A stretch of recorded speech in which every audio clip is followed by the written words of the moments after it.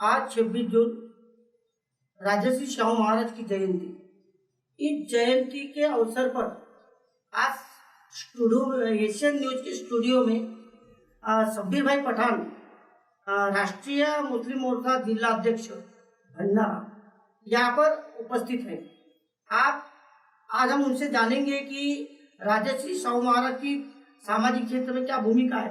इस विषय के ऊपर अपन स्टूडियो में उनके यहाँ हमने बुलाया है। तो अपन सीधे चलते शब्बीर भाई पठान सर, स्टूडियो में एशियन न्यूज में आपका स्वागत है। जय भीम। आज राजर्षि शाहू महाराज जयंती है और राजर्षि शाहू महाराज ने जो सामाजिक क्षेत्र में जो योगदान दिया है अमूल्य है वो। तो राजर्षि शाहू महाराज की जयंती आज के अवसर पे राजर्षि शाहू महाराज का इनका सामाजिक क्षेत्र में क्या योगदान है, आप क्या बता सकते हैं? छत्रपति शाहू महाराज को मैं उनकी जयंती के अवसर पर अभिवादन करना चाहूँगा, सलाम करना चाहूँगा और उनके सामाजिक जीवन को भी मैं सलाम करता हूँ। छत्रपति शाहू महाराज के बारे में बात करने से पहले ये जानना बहुत जरूरी है कि छत्रपति शाहू महाराज इस देश के बहुजन समाज के ऊपर होने वाले जुल्मों का जो एक सिलसिला हजारों सालों से जो चला आ रहा था, उस जुल्म के खिलाफ छत्रपति शाहू महाराज ने एक अहम भूमिका निभाई है। और इस देश के इतिहास को, जैसे हम लोग क्रिकेट की भाषा में कहते हैं कि एक टर्निंग पॉइंट होता है, उसी तरीके से छत्रपति शाहू महाराज का जीवन भी एक टर्निंग पॉइंट की तरह है, जो मानवतावादी विचारधारा को प्रस्तावित करने के लिए उन्होंने जो काम किया है। और छत्रपति शाहू महाराज के बारे में अगर कहना है तो आज उनका जन्मदिन है 26 जून 1874।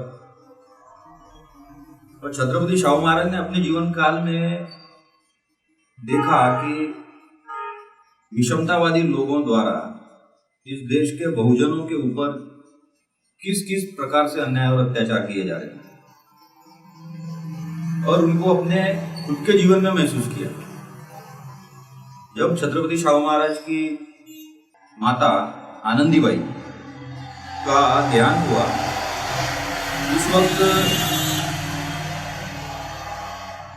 छत्रपति शाहू महाराज ने वेदोक्त प्रकार से उनका संस्कार करने के बारे में जब मांग की या कहा, तो उसको छत्रपति शाहू महाराज को ये कहा गया कि आपकी जो माता है वो और आप है, आपका जो परिवार है वो शूद्र वर्ण में आता है, और शूद्र वर्ण में आने के कारण आपकी माँ का जो संस्कार है वो वेदोक्त प्रकार से नहीं किया जा सकता। और इसी प्रकार से उनके जीवन में अनेक बातें उनके जीवन में आई, जिससे उनको लगा कि इस देश में, हमारे भारतवर्ष में सब कुछ होना सही है, लेकिन इस देश के अंदर शूद्र होना सबसे बड़ा गुनाह है। और इसीलिए उन्होंने अपने जीवन के 48 साल बहुजनवाद और मानवतावाद को प्रसारित करने के लिए लगा। और इसकी शुरुआत उन्होंने जब की, तब उम्र के 20 साल से उन्होंने ये काम शुरू किया। और उस वक्त जब छत्रपति शाहू महाराज हयात में थे, उस वक्त इस देश का जो वातावरण है वो समझना बहुत जरूरी है।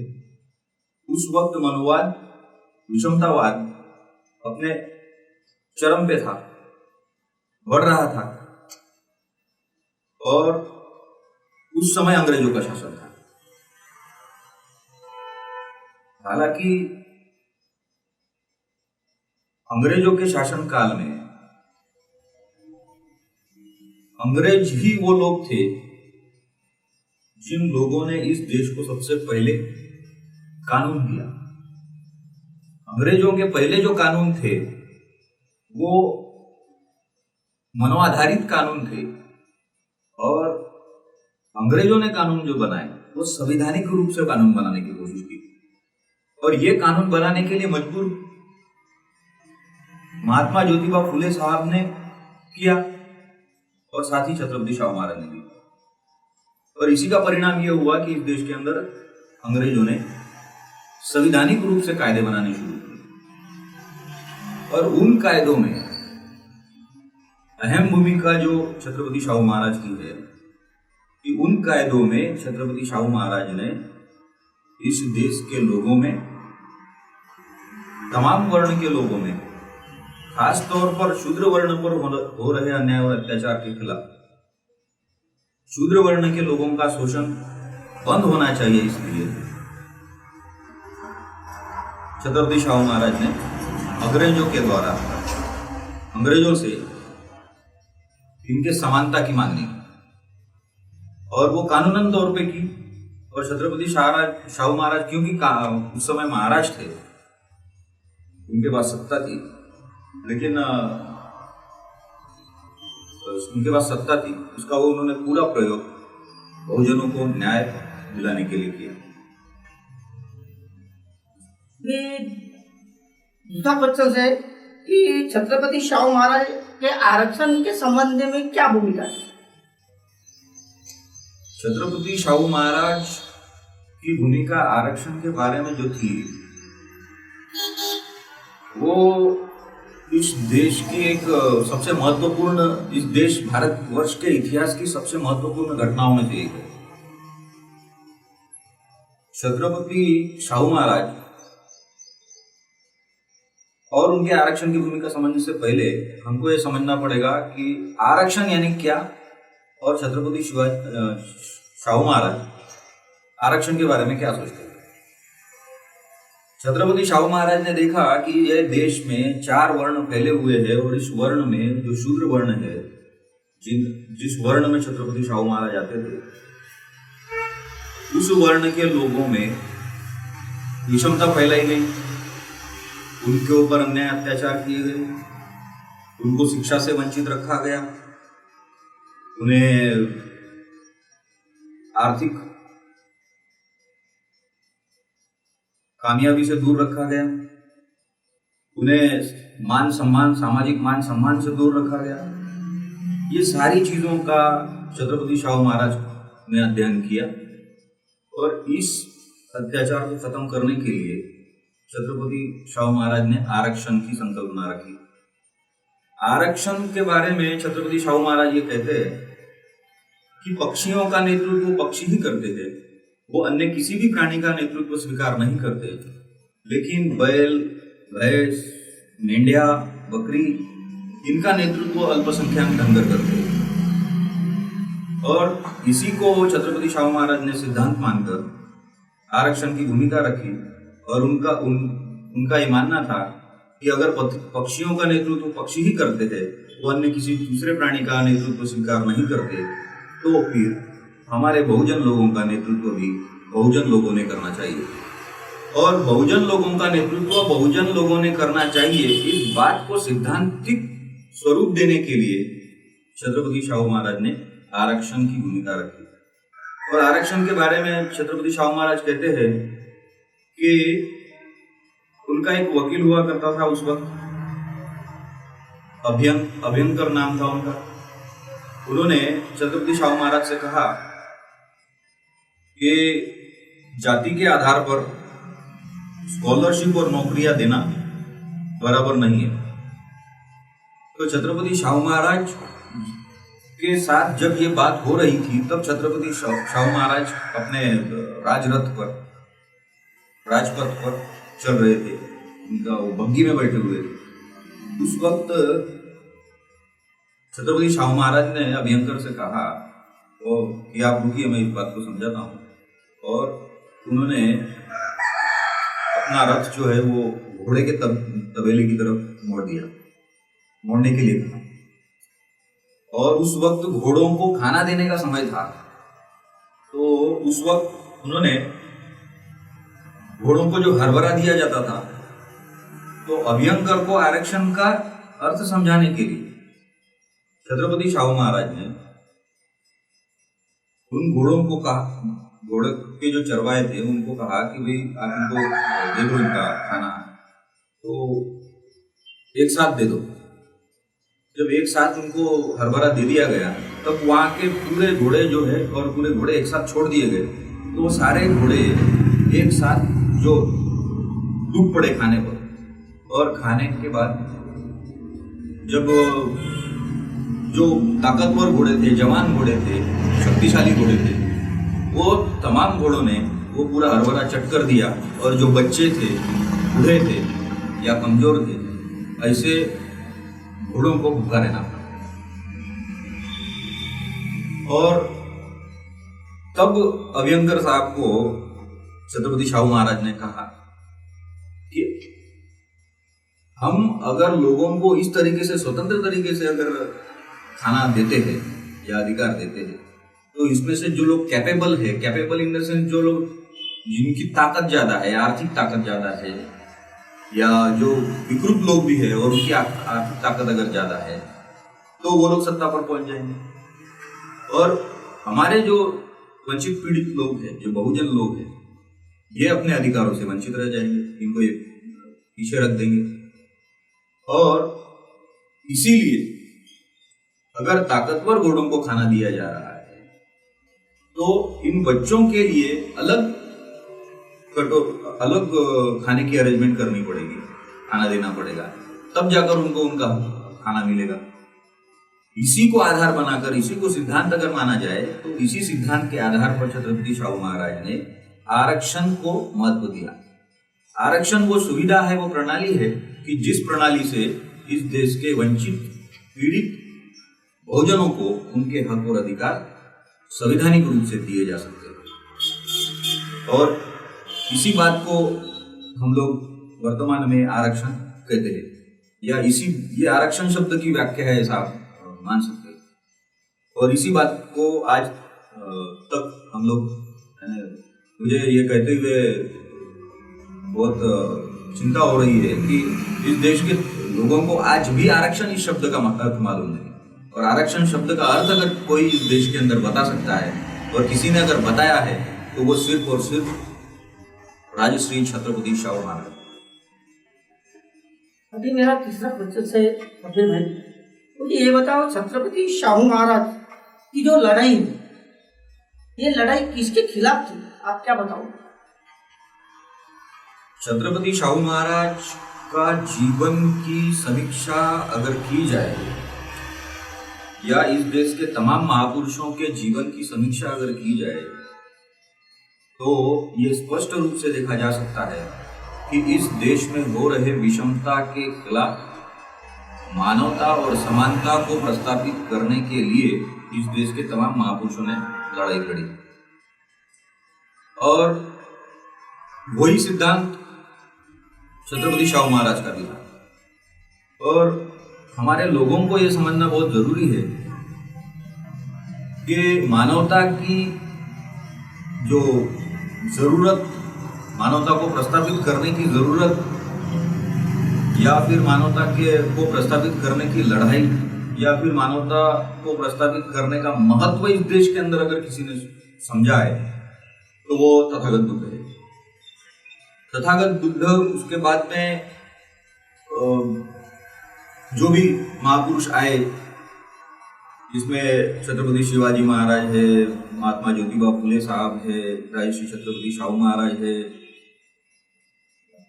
डॉक्टर बाबा साहब अम्बेडकर है, ये जितने भी महापुरुष हुए, सम्राट अशोक है, ये जितने भी महापुरुष हुए, इन तमाम महापुरुषों ने ये लड़ाई एक पीढ़ी से दूसरी पीढ़ी को सामने दी, हस्तांतरित की। और ये हस्तांतरण कोई लिखित बॉन्ड के स्वरूप में नहीं हुआ, ये हस्तांतरण हुआ सामाजिक जवाबदारी के तहत। तथागत बुद्धा की जवाबदारी, जो तथागत बुद्धा का उद्देश्य था कि इस देश के अंदर मानवता प्रस्तावित हो, इंसानियत प्रस्तावित हो, इस देश में अमन कायम हो, इस देश के लोगों को समान अधिकार मिले। इस लड़ाई को सम्राट अशोका ने लिया अपने हाथ में, और फिर ये वारसा सम्राट अशोका ने बढ़ाया। फिर ये वारसा सम्राट अशोका के बाद आने वाले महापुरुषों ने अपनी जवाबदारी से, अपनी नैतिकता से, अपनी निष्ठा से अपने हाथों में लिया। और इस कार्य को वो आगे बढ़ाते चले गए और उसका एक भाग छत्रपति शाहू महाराज का भी जीवन है, जिन्होंने बहुजनों के हक और अधिकारों को प्रस्तावित करने और मानवता को प्रस्तावित करने के कार्य को पूरा करने की कोशिश की है। मैं खास तौर पर यह बता देना चाहता हूं कि उस वक्त वर्ण व्यवस्था वाले लोगों ने अपनी धार्मिक, सामाजिक, शैक्षणिक, शासकीय, राजकीय, आर्थिक और सांस्कृतिक पकड़ बहुजनों पर कसे रखने के लिए बहुजनों को शिक्षाहीन रखना जरूरी था। इसीलिए हमारे हजारों सालों तक मनोवादियों ने, विषमतावादियों ने बहुजनों को लाचार और गुलाम बनाए रखने के लिए विभिन्न प्रकार के उपाय अमल में लाए। परिणाम यह हुआ कि बहुजन समाज बहुसंख्यक होकर भी अल्पसंख्यक विषमतावादियों के नियंत्रण में रहा। और ये इतनी गंभीर बात है कि एक बहुसंख्यक समाज का नियंत्रण अल्पसंख्यक लोगों के हाथ में है। इसके लिए न जाने कितने प्रकार के षड्यंत्र करने पड़े होंगे। उन्हें शिक्षा से वंचित रखना पड़ा होगा, उनकी तर्क बुद्धि को खत्म करने का काम किया गया, उन्हें जागरूक नहीं होने के लिए उन्हें शिक्षा से वंचित रखा गया, उन्हें आपस में सलाह मशवरा करना नहीं चाहिए, इस वजह से उन्हें समाज से वंचित किया गया। तो ये सारे षड्यंत्र का परिणाम ये हुआ कि अल्पसंख्यक विषमतावादी लोगों का नियंत्रण बहुसंख्यक लोगों पर हो गया, यानी बहुजन लोगों पर हो गया। और ये एक मुख्य कारण है कि जिस कारण से इस देश के तमाम महापुरुषों का संघर्ष जो चला वो इसी बात के लिए चला कि बहुसंख्यक लोगों पर अल्पसंख्यक लोगों का नियंत्रण नहीं होना चाहिए। और छत्रपति शाहू महाराज के सिद्धांत का आधार अगर लिया जाए तो हम ये स्पष्ट रूप से कह सकते हैं कि पक्षियों का नेतृत्व अगर पक्षी ही करते हैं तो इस देश के ओबीसी का नेतृत्व ओबीसी ने ही करना चाहिए, इस देश के मुस्लिमों का नेतृत्व मुस्लिमों ने ही करना चाहिए, इस देश के शेड्यूल कास्ट का नेतृत्व शेड्यूल कास्ट के लोगों ने ही करना चाहिए, इस देश के तमाम जो जातियों में इस देश को जो बांटा गया, यानी इस देश के बहुजनों का जो नेतृत्व है वो बहुजनों ने ही करना चाहिए, संक्षिप्त में ये कहा जा सकता है। और बहुजनों का नेतृत्व अल्पसंख्यक लोग अगर करते हैं तो क्योंकि ये मामला बहुजनों के अधिकारों का है तो बहुजनों के अधिकारों की चिंता बहुजनों को ही होगी, अल्पजन को कैसे हो सकती है? इसकी संभावना, ये ह्यूमन बिहेवियर है।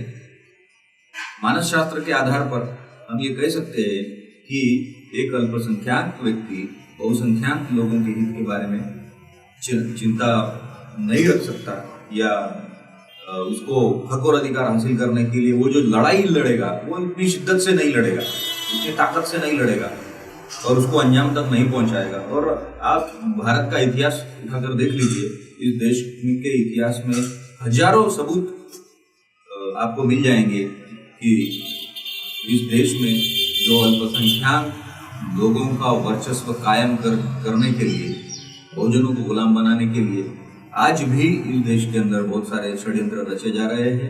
आज वर्तमान की बात लिया जाए तो आज तक इस देश के अंदर 72-73 साल संविधान लागू हो चुके हैं, फिर भी इस देश के अंदर आर्टिकल 340 लागू नहीं हुआ। यानी इसका सीधा अर्थ ये है कि अगर हम आज के ओबीसी की बात अगर करें, आज के ओबीसी वर्ग की बात करें तो छत्रपति शाहू महाराज ओबीसी वर्ग के थे, महात्मा ज्योतिबा फुले ओबीसी वर्ग से थे, छत्रपति शिवाजी महाराज ओबीसी वर्ग से थे। तो अगर हम कहते हैं कि ये देश छत्रपति शिवाजी महाराज का है, छत्रपति शाहू महाराज का है, महात्मा ज्योतिबा फुले साहब का है, तो सवाल ये खड़ा होता है कि ये देश अगर छत्रपति शाहू महाराज का है तो इस देश में छत्रपति शाहू महाराज के ओबीसी, आज वर्तमान के ओबीसी समाज को 340 आर्टिकल लागू क्यों नहीं किया गया? और आज वर्तमान में ओबीसी समाज अपने आरक्षण के लिए अगर चौराहे पर आ रहा है तो ये बहुत चिंताजनक विषय है कि आज संविधान लागू होकर 72 सालों में ओबीसी को 340 आर्टिकल लागू नहीं किया गया। या उनको उनके हक और अधिकारों से वंचित रखा गया, इस षड्यंत्र को ओबीसी समाज को समझना जरूरी है। और यही छत्रपति शाहू महाराज को सबसे बड़ी आदरांजलि होगी। तो ये थे सब्बी भाई पठान, राष्ट्रीय मुस्लिम मोर्चा जिला अध्यक्ष भंडारा, जिन्होंने आज 26 जून छत्रपति राजर्षि शाहू महाराज के जीवन कार्य पर, सामाजिक क्षेत्र और आरक्षण, इस विषय पर उन्होंने अपनी ठाम भूमिका इस स्टूडियो में बताई और जो पब्लिक के तरफ का संदेश, उस बारे में छत्रपति का जीवन कार्य क्या है, इस बारे में स्टूडियो में आकर उन्होंने यहाँ पर बात रखी। इसके लिए हम एशियन न्यूज चैनल की तरफ से उनको धन्यवाद देते, आभार मानते। जय हिंद। मैं डिकी रंगारी, एशियन न्यूज भंडारा।